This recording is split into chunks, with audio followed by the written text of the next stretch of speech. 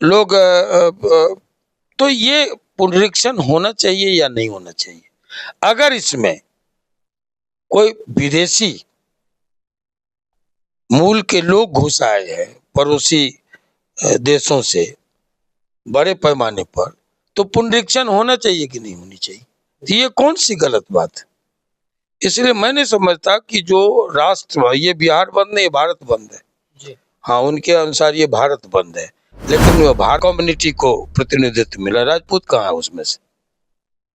सवर्ण आयोग बना, सवर्ण आयोग में राजपूत कहाँ है? राज्य मंत्री के लायक भी केंद्रीय नेतृत्व को नजर नहीं आया, तो इसमें राजपूतों की क्या गलती है? अगर राजपूत ठगा सा महसूस कर रहा है और हमने ऐसा बयान दिया तुरंत बाद, मंत्रिमंडल गठन के तुरंत बाद, तो ये कोई गलत बयानी नहीं थी, अतिशयोक्ति नहीं था। ये आज कोई अगर सिंगल है तो उसकी उपस्थिति है, कोई नहीं है उसकी उपस्थिति है केंद्रीय मंत्रिमंडल में, कोई 3 है तो 2 की उपस्थिति है, कोई 1 है तो 1 की उपस्थिति है। लेकिन अगर 6 कोई जीत के आता है तो ये बड़े मताधिकार का मजाक उड़ाना है ना, उसके स्वाभिमान के साथ खिलवाड़ है, मैं ऐसा मानता हूँ।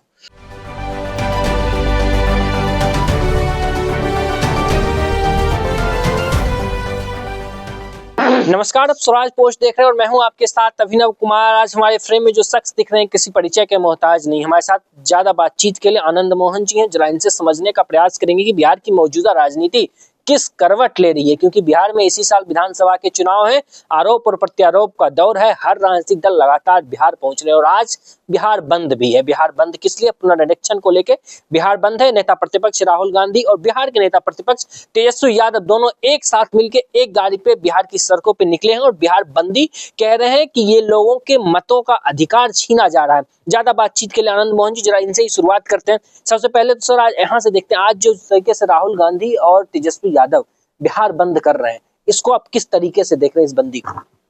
ये बंदी के मुख्य वजह क्या है जी? एक, वो चुनाव आयोग पर सवाल खड़े कर रहे हैं कि चुनाव आयोग निष्पक्ष नहीं है जी।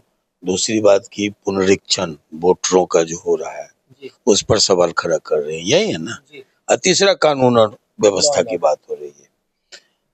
तो मैं एक बात कहूंगा कि जो संवैधानिक संस्थाएं हैं, आजादी के बाद किस दौर में, जो आज कहते हैं बंधुआ मजदूर हो गया है, ये सब सरकार सरकार है, प्रो गवर्नमेंट है, तो सरकार के पक्ष में एजेंसियों की तरह काम कर रहा है, यही आरोप है ना। तो ये किसके दौर में शुरू हुआ? ये मैं जैसा समझता हूँ कि हमारे जहाँ जिस आंदोलन की हम उपज है, जो हम लोगों ने नाम रखा था मादाम हिटलर, इंदिरा जी को, सबसे ज्यादा संवैधानिक संस्थाओं को पंगु बनाना, संवैधानिक संस्थाओं के अध्यक्ष के रूप में, प्रमुख के रूप में बैठे लोगों को एकदम दास की तरह इस्तेमाल करना, वहां अपने सगे संबंधी, समर्थक, ऐसे लोगों को जो पक्षपात करे ना, शासन के साथ तालमेल बिठा के चले, ये दौर शुरू हुआ बहुत कम नेहरू के जमाने में और सर्वाधिक इंदिरा जी के जमाने में। आज वो आयोग पर आरोप लगा रहे हैं, ठीक है, अच्छी बात है, आयोग को दिखना चाहिए निष्पक्ष। टीएन शेषन थे, चंद्रशेखर जी की सरकार थी और बलिया में बूथों को कैंसिल किया गया, जो उनके एजेंट थे, एचएन शर्मा आज जिंदा हैं, उनका पीछा किया गया कि आप बूथ पर रिगिंग नहीं कर सकते, घूम नहीं सकते इस तरह से। तो ये सब, तो ये दिखना चाहिए। लोकतांत्रिक मूल्यों का तकाजा है कि ये जो संवैधानिक संस्थाएं हैं उनको निष्पक्ष दिखना चाहिए। लेकिन आरोप लगाने वाले को कतई ये नैतिक साहस नहीं है, नैतिक हक नहीं है। दूसरी बात, पुनरीक्षण की बात पर वो डक में खड़ा कर रहे हैं। जी। क्या हर्ज है? अब एक व्यक्ति आज जब आधार कार्ड उठाता है तो देख रहा है कि बिहार में भी वोटर है और दिल्ली में भी वोटर है, जी। मुंबई में भी वोटर है, कोई देहरादून में भी वोटर है। जो जहां काम कर रहा है, बिहारी जो प्रवासी मजदूर हैं या प्रवासी जो बिजनेसमैन हैं या अन्य लोग, तो वो सभी जगह, ये सिर्फ बिहार की बात नहीं है। लोग तो ये पुनरीक्षण होना चाहिए या नहीं होना चाहिए? अगर इसमें कोई विदेशी मूल के लोग घुस आए हैं पड़ोसी देशों से बड़े पैमाने पर, तो पुनरीक्षण होना चाहिए कि नहीं होनी चाहिए? तो ये कौन सी गलत बात है? इसलिए मैं नहीं समझता कि जो राष्ट्र, ये बिहार बंद नहीं, भारत बंद है। जी। हाँ, उनके अनुसार ये भारत बंद है, लेकिन भारत, इसलिए मैं नहीं समझता कि जो राष्ट्र, ये बिहार बंद नहीं, भारत बंद है। जी। हाँ, उनके अनुसार ये भारत बंद है, लेकिन भारत बंद कम है, बिहार बंद, चूंकि चुनाव वहां है, इसलिए दोनों साथ निकल रहे। तो मैं नहीं समझता कि इसमें कोई दम है इन बातों में। अच्छा सर, महाराष्ट्र चुनाव का जिक्र राहुल गांधी बिहार में कर रहे थे। वो कह रहे हैं कि महाराष्ट्र में जिस तरीके से बीजेपी ने जो हाईजैक कर लिया और वहां सरकार बना ली, वही कोशिश ये बिहार में लोग कर रहे हैं और बिहार में लोगों को वोट देने का अधिकार छीनने का प्रयास। नहीं नहीं, ये सब कपोल कल्पना है, ये लोगों को भ्रमित करने की बात है ये सब। अब जब कर्नाटक में लोग जीत जाते हैं जी। तो बहुत अच्छा हो जाता है। जब जोगी जी के शासन में 36 लोग सपा के जीत के आ जाते हैं तो चुनाव आयोग सही है ना? जब झारखंड में, पड़ोस के झारखंड में जी। लोग जीत जाते हैं, सरकार बन जाती है हेमंत जी की, तब वहाँ आयोग निष्पक्ष है। तो ये तो अपनी अपने अपने चश्मे से आयोग को देखने की बात है। अच्छा सर, हम आपका एक बयान हम देख रहे थे कि जब मंत्रिमंडल का विस्तार हुआ था तो आपने कहा था कि इसमें राजपूत समाज ठगा हुआ महसूस कर रहा है और एक बार फिर मंत्रिमंडल विस्तार की सुगबुगाहट काफी तेज हो गई है। आप क्या चाहते हैं और क्या कुछ कहना चाहते हैं इस बार की जो मंत्रिमंडल का जो विस्तार हो रहा है, इसमें चाहते हैं कि राजपूत समाज की भागीदारी पे थोड़ा ध्यान दिया जाए? निश्चित तौर पर मैं आपको बताऊं जी। कि ये बिहार के मामले में जी। अगर राजपूत ठगा सा महसूस कर रहा है और हमने ऐसा बयान दिया तुरंत बाद, जी। मंत्रिमंडल गठन के तुरंत बाद, तो ये कोई गलत बयानी नहीं थी, अतिशयोक्ति नहीं था। जी। ये आज कोई अगर सिंगल है तो उसकी उपस्थिति है, कोई नहीं है उसकी उपस्थिति है केंद्रीय मंत्रिमंडल में, कोई 3 है तो 2 की उपस्थिति है, कोई 1 है तो 1 की उपस्थिति है। लेकिन अगर 6 कोई जीत के आता है तो ये बड़े मताधिकार का मजाक उड़ाना है ना, उसके स्वाभिमान के साथ खिलवाड़ है, मैं ऐसा मानता हूँ। 6 लोग जीत के आए, 5 उसमें से एनडीए के हैं, तो तब जाके ऐसी स्थिति में भी अगर एक व्यक्ति राज्य मंत्री के लायक भी केंद्रीय नेतृत्व को नजर नहीं आया, तो इसमें राजपूतों की क्या गलती है? ये जो आक्रोश है, ये जो गुस्सा है, वो कहाँ से गलत है? मैं एक बात पूछना चाहता हूँ, आयोगों का गठन हुआ, सारी कम्युनिटी को प्रतिनिधित्व मिला, राजपूत कहाँ है उसमें से? सवर्ण आयोग बना, सवर्ण आयोग में राजपूत कहाँ है? एक आध बाद में घुसाया गया, चलिए ठीक है, मैं, लेकिन आज मंत्रिमंडल, छोड़ दीजिए सबकी बात, मंत्रिमंडल जितना ताकतवर है, पावरफुल मंत्रिमंडल है, सब दूसरों के जिम्मे। ये पर्यटन, अंतरिक्ष में घूमने के लिए साइंस एंड टेक्नोलॉजी, देश घूमने के लिए पर्यटन, खाद्य आपूर्ति, प्लेट लेके सबको खाना परोसिए, इसके लिए खाद्य आपूर्ति, चापाकल गाड़ो उखाड़ो, ये सब विभाग है। इसके अलावा क्या विभाग? कोई विभाग, एक भी कारगर दमदार विभाग जिससे हम लोगों का हित कर सकते हैं, वो कहाँ है राजपूतों के जिम्मे?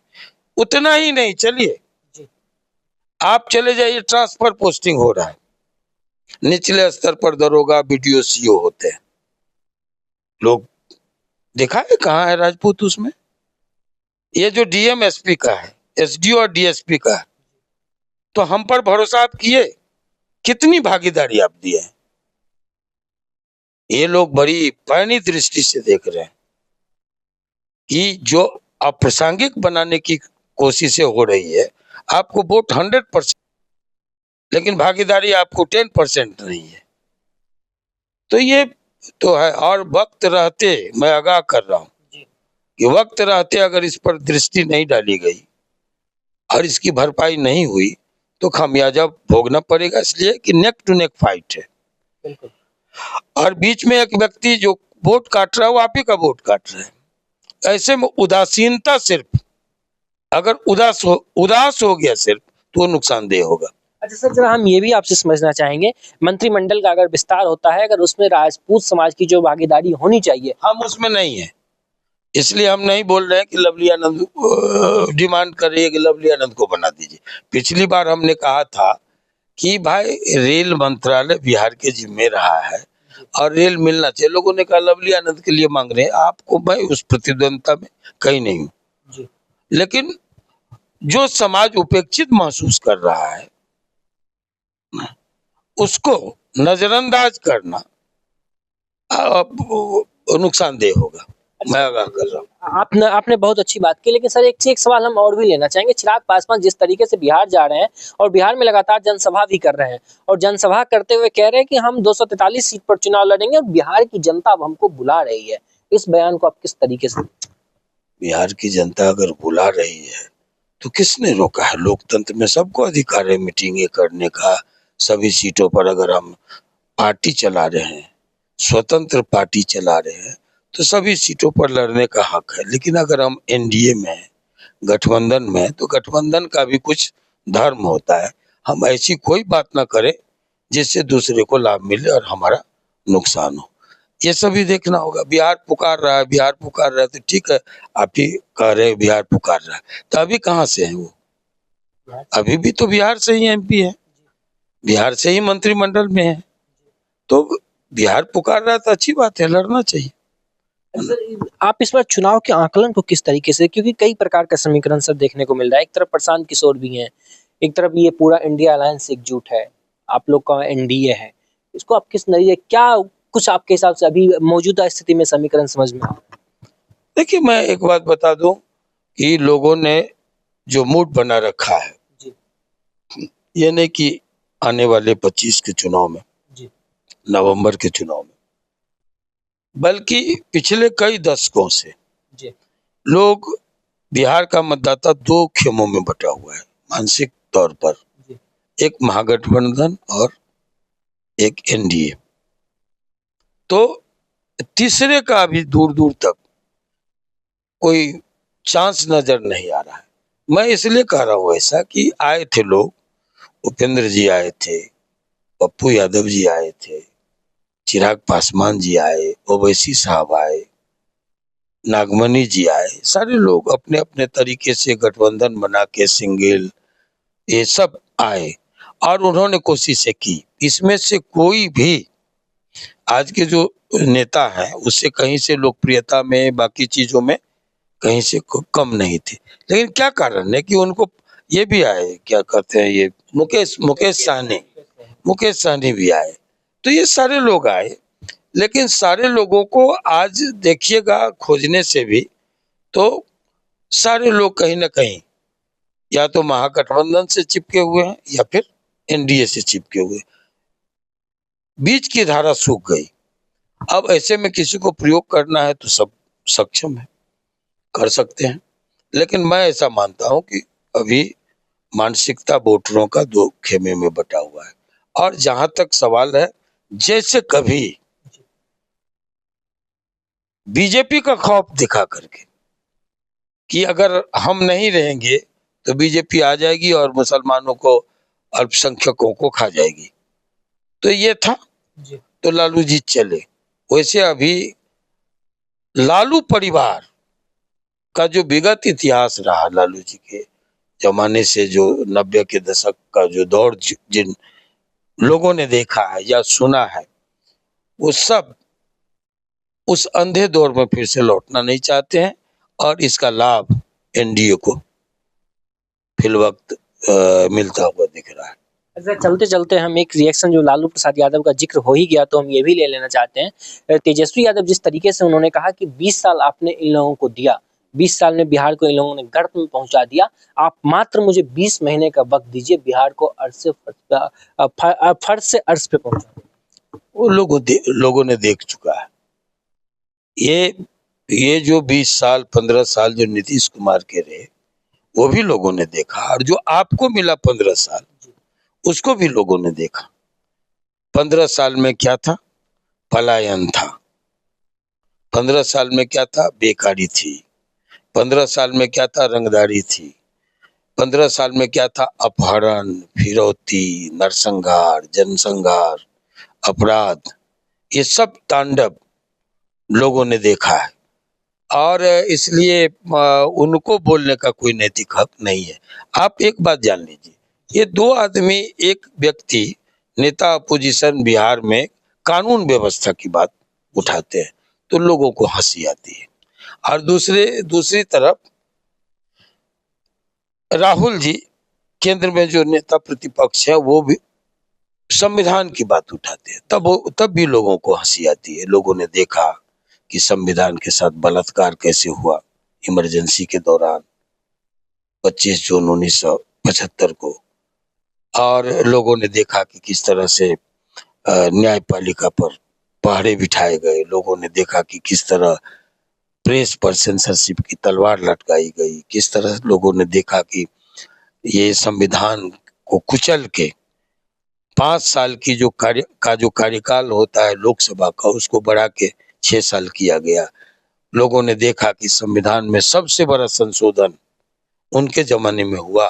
संविधान के साथ हमने कहा कि बेरहमी से बलात्कार हुआ, और आज वो निकल रहे हैं संविधान हाथ में लेके, शपथ लेके संविधान बचाओ। तो ये सब फुहड़ बातें हैं। लोग पिछले दौर को देख चुका है, इन लोगों के भी दौर को और 90 के दशक को भी, इसलिए कोई भी बहलावे में बहकावे में आने वाले नहीं है, मैं समझता। चलिए, वक्त देने के लिए बहुत बहुत धन्यवाद। आप लोग इस पूरी बातचीत पर आपकी क्या राय है, कमेंट में अपना प्रतिक्रिया जरूर लिखिएगा। नमस्कार।